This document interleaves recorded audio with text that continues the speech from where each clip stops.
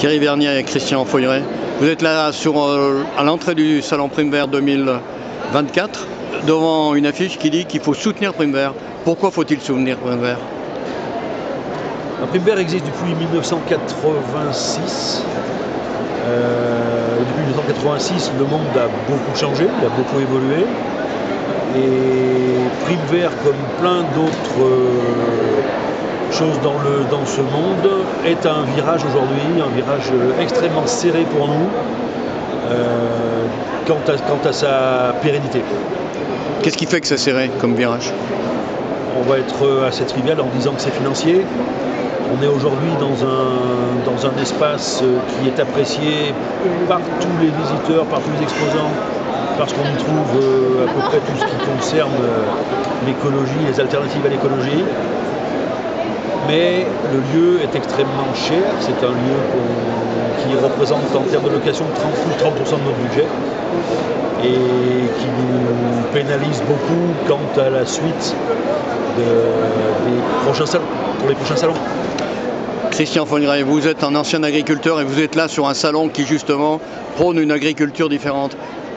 Si vous aviez inventé le salon Prime Vert, vous diriez quoi justement sur ce terrain-là d'une écologie et puis d'une agriculture et d'une consommation différente? C'est sûr que là, de toute façon, le salon Prime Vert, on est sur une dynamique avec une agriculture paysanne,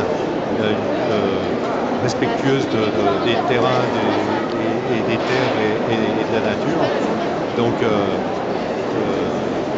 on est sur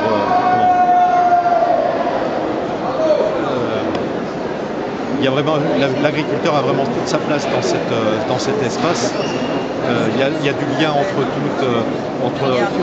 la personne qui va vendre ses fruits ou ses légumes et les associations qui militent contre les méga-bassines ou contre le nucléaire et contre tout ça. Donc il y a un lien. En fait, sur ce salon, il y a du lien entre tous les stands sont en lien.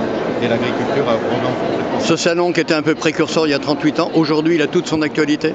Aujourd'hui il a toute son actualité, et encore plus je pense, parce qu'on a besoin de ce changement et d'une prise de conscience de notre agriculture.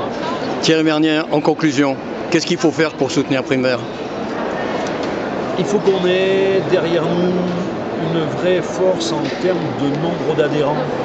On recrute le plus possible d'adhérents, de gens, des jeunes.